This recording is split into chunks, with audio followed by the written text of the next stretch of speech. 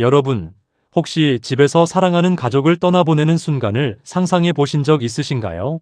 누구도 겪고 싶지 않은 순간이지만 언젠가 우리 모두에게 찾아올 수 있는 현실입니다. 그런데 그 순간에 무엇을 해야 하는지, 또 어디에 먼저 연락해야 하는지 정확히 알고 계신가요? 안녕하세요. 시니어 100세 건강 가족 여러분.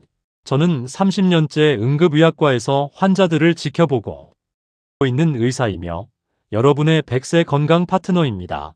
시작하기 전에 구독과 좋아요 한번 눌러주시면 이 중요한 정보가 더 많은 분들께 전달될 수 있습니다. 여러분의 작은 응원이 누군가에 큰 도움이 됩니다. 오늘 제가 말씀드릴 이야기는 병원에서도 잘 말해주지 않는 집에서 사망했을 때 절대로 경찰을 먼저 부르면 안 되는 이유에 대한 진짜 이야기입니다. 저는 매년 수백 명의 마지막 순간을 지켜보며 가족들이 같은 실수를 반복하는 현장을 여러 번 목격했습니다. 나쁜 의도가 있는 것이 아니라 몰라서, 당황해서, 어떻게 해야 할지 모르니까 경찰부터 부르는 겁니다. 하지만 그 순간의 선택 하나가 장례 일정 전체를 멈추게 하고 불필요한 조사와 시신 이동, 심하면 부검까지 이어지는 상황을 만들 수 있습니다. 저는 이런 일로 잊지 못하는 가족을 기억합니다. 70대 남편을 간병하던 아내분이었습니다. 어느 겨울 새벽 남편이 조용히 숨을 멈추자 그분은 너무 놀라 바로 112를 눌렀습니다.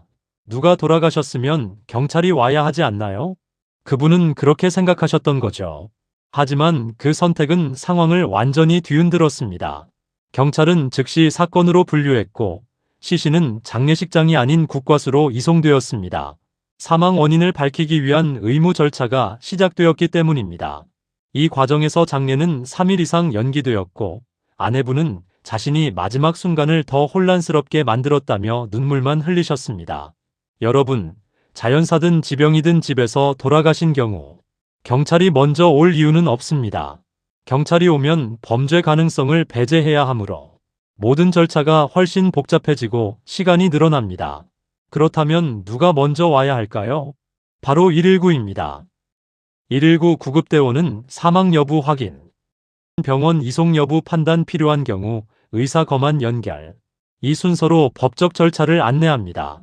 하지만 많은 분들이 사망했는데 119에 전화해도 되나요? 이미 숨을 안 쉬는데 굳이 구급대를 부를 필요가 있나요? 이렇게 생각하시죠? 그런데 바로 이 부분에서 모든 문제가 시작됩니다. 집에서 사망한 경우는 병원 외 사망으로 분류되기 때문에 공식적인 사망 확인 절차가 필요합니다. 이 절차가 없으면 사망진단서 발급부터 장례까지 모든 과정이 막히게 됩니다. 저는 오늘 여러분께 그 이유를 그리고 정확한 절차를 아주 쉽게 설명드리려고 합니다. 혹시 지금 불안해지셨나요? 괜찮습니다. 오늘 이 내용을 알고 나면 여러분은 그 어떤 상황에서도 당황하지 않게 될 겁니다. 여러분, 제가 이렇게 강조하는 이유는 단 하나입니다. 집에서 사망한 경우 순서를 잘못 밟으면 장례 자체가 멈추기 때문입니다. 이것은 의학 지식이 아니라 법적 절차입니다. 그리고 이 절차를 아는 사람은 생각보다 아주 적습니다. 제가 응급실에서 근무하다 보면 갑작스러운 상황을 맞은 가족들은 공통적으로 이렇게 말씀하십니다. 선생님, 그냥 뭘 해야 할지 모르겠어요. 누구부터 불러야 하나요?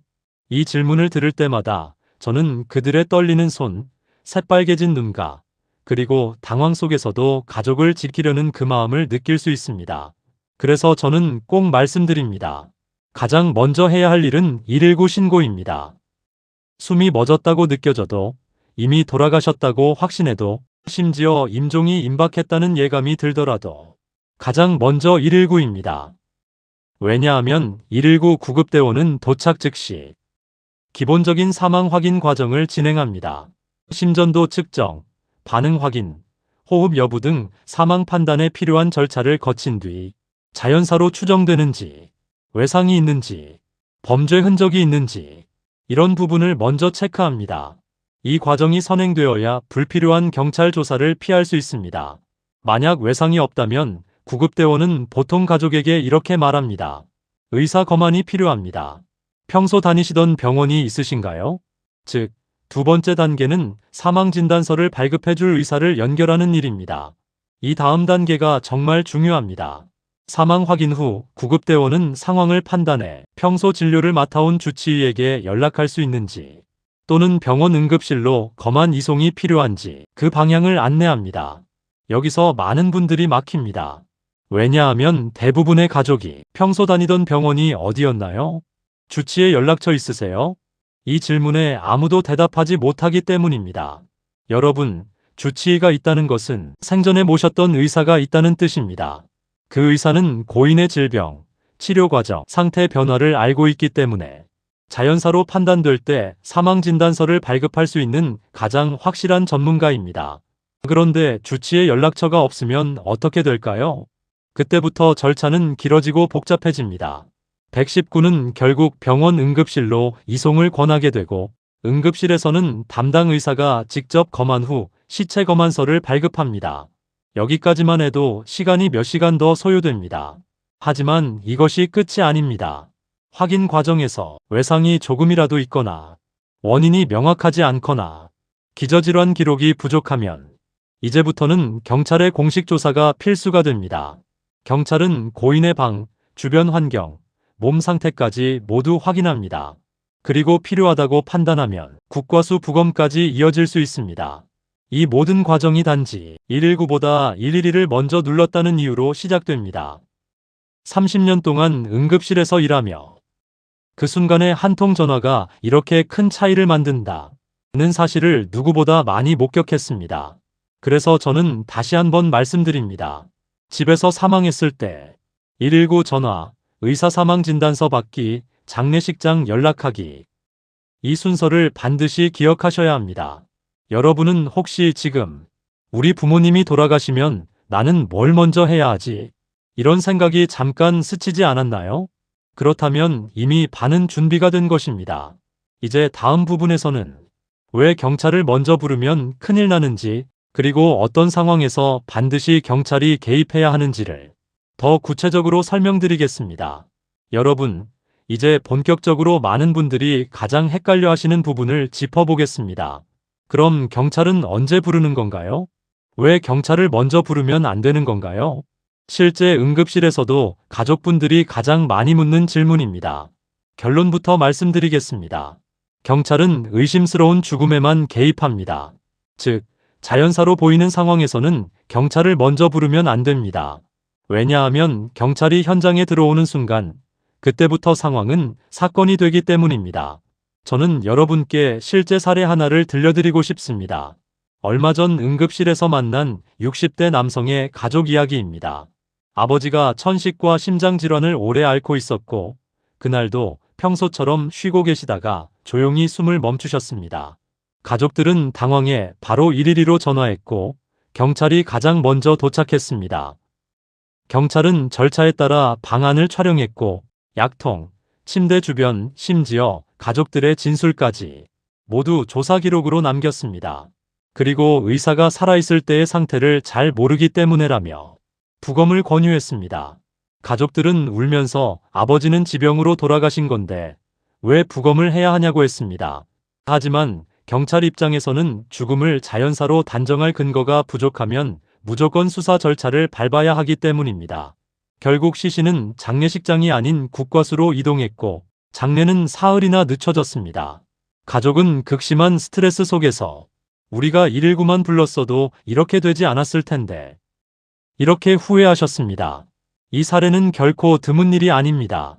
경찰이 먼저 현장에 들어오면 그 순간부터 가족들은 수사 절차의 한 부분이 됩니다. 여러분, 다시 명확히 기억하셔야 합니다.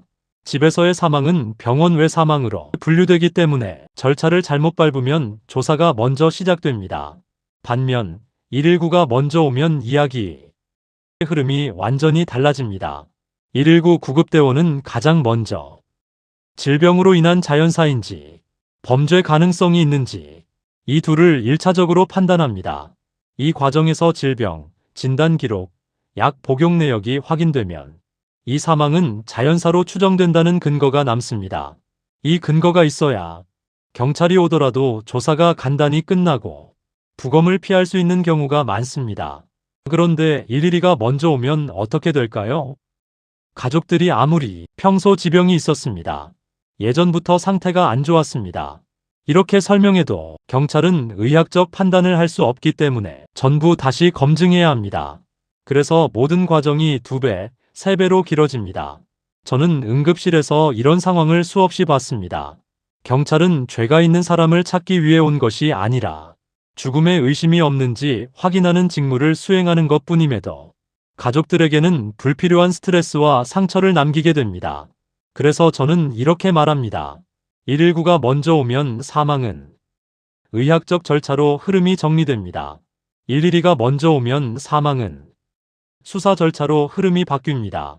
여러분은 어떤 과정을 겪고 싶으신가요? 여러분의 부모님, 가족을 평온하게 보내드리고 싶다면 절대로 순서를 헷갈려서는 안 됩니다. 이제 다음 부분에서는 119가 도착한 후 어떤 절차가 진행되는지, 그리고 사망진단서를 어떻게 받아야 하는지 좀 더 구체적으로 설명드리겠습니다. 119가 도착하고 상황이 정리되기 시작하면 그 다음 과정은 비교적 차분하게 흘러갑니다. 많은 분들이 이 시점에서 긴장이 조금 풀리지만 사실 이 순간부터가 가장 중요한 행정 절차의 출발점입니다. 가족들이 이 부분을 잘 알면 장례 전 과정이 순조롭게 이어지고, 반대로 놓치게 되면 장례 일정이 지연되거나 여러 기관을 오가며 마음고생을 하게 됩니다. 119 구급대원은 먼저 사망 여부를 확인한 뒤 평소 진료받던 병원이 있는지 가족에게 묻습니다. 이 질문에는 매우 중요한 의미가 담겨 있습니다. 왜냐하면 사망진단서를 누가 작성하느냐에 따라 전체 절차의 편의성이 크게 달라지기 때문입니다. 평소 주치의가 있는 경우라면 이야기는 훨씬 수월하게 진행됩니다. 고인의 병력, 약 복용 내용, 최근 상태 변화 등을 알고 있는 의사가 자연사라는 판단을 내릴 수 있고, 그 즉시 사망진단서를 발급할 가능성이 높습니다.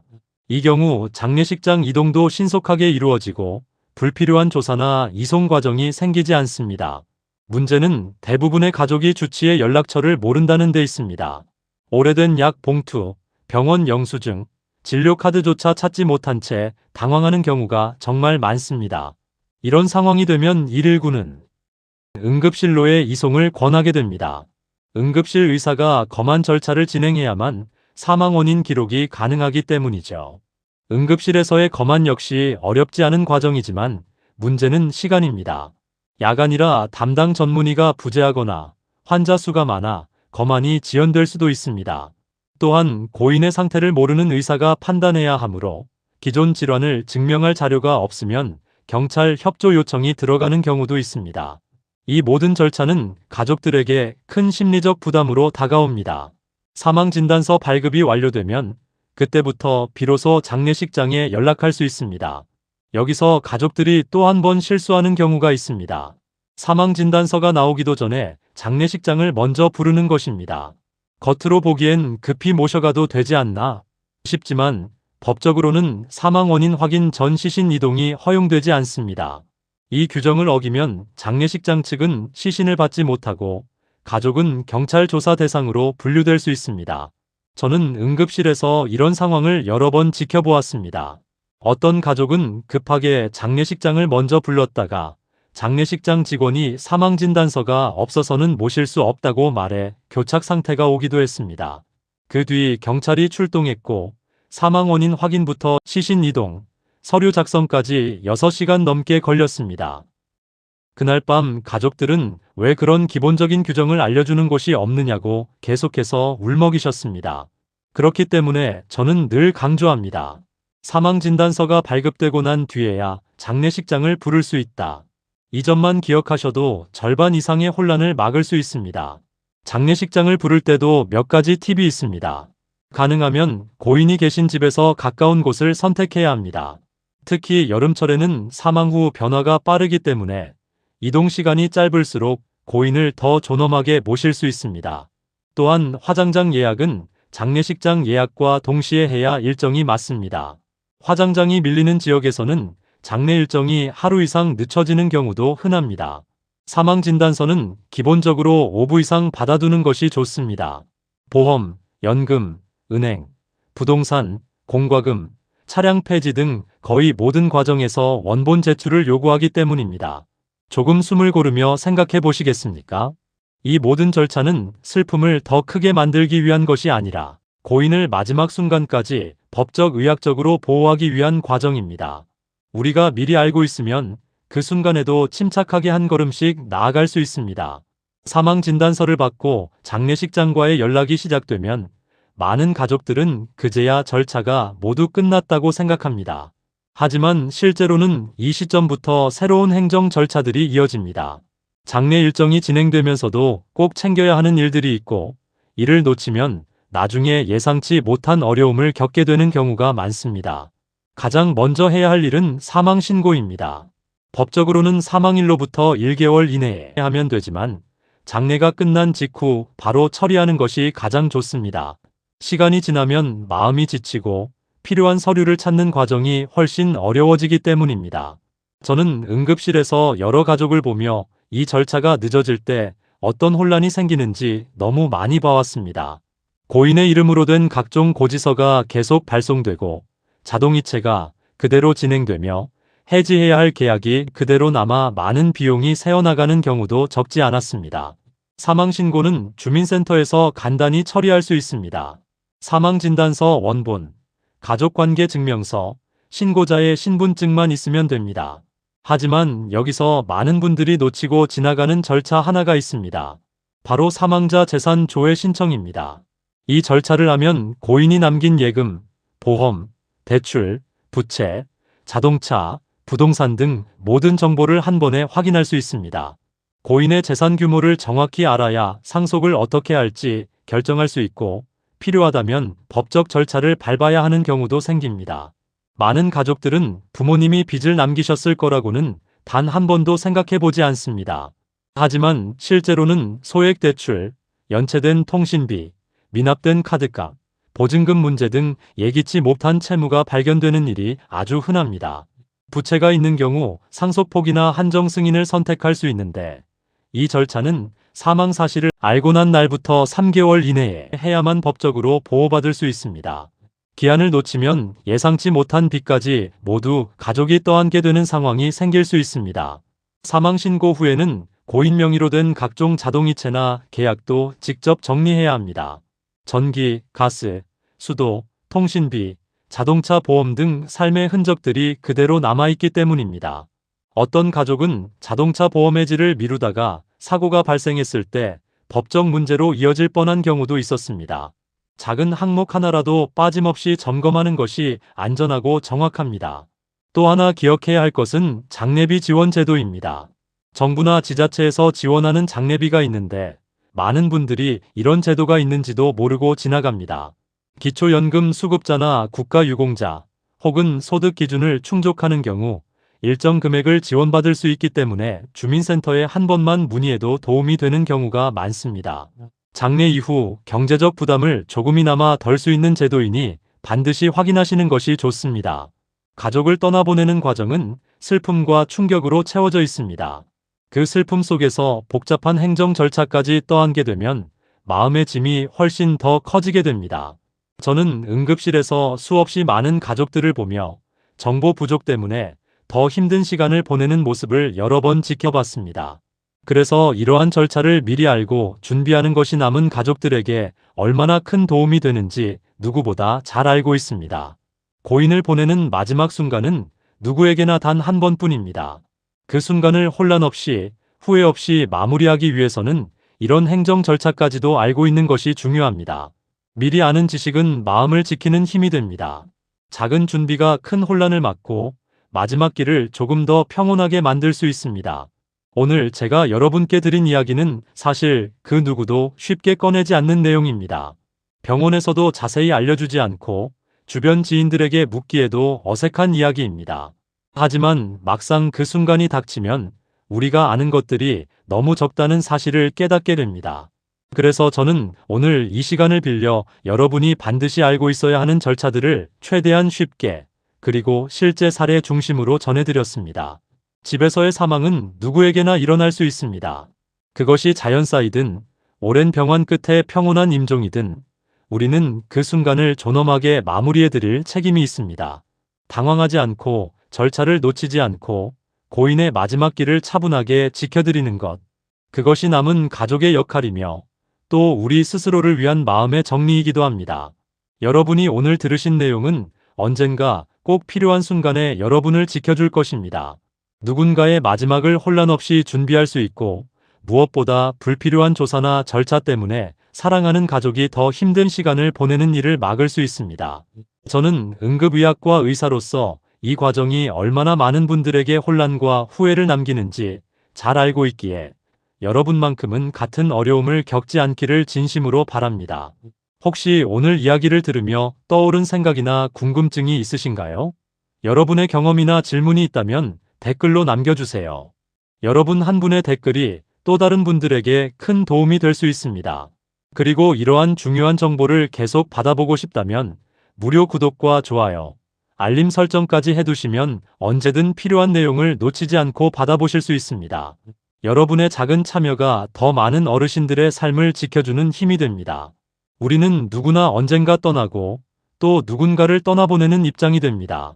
오늘 배운 이 지식이 여러분과 여러분의 가족, 그리고 사랑하는 사람들에게 평온한 작별을 준비하는 큰 힘이 되기를 진심으로 바랍니다. 시니어 100세 건강은 언제나 여러분 곁에서 여러분의 100세 인생을 지켜드릴 수 있도록 노력하겠습니다. 함께 해주셔서 진심으로 감사합니다. 다음 영상에서도 꼭 건강하고 소중한 정보로 찾아뵙겠습니다. 무료 구독과 좋아요, 알림 설정 잊지 마시고 여러분의 생각을 댓글로 들려주세요.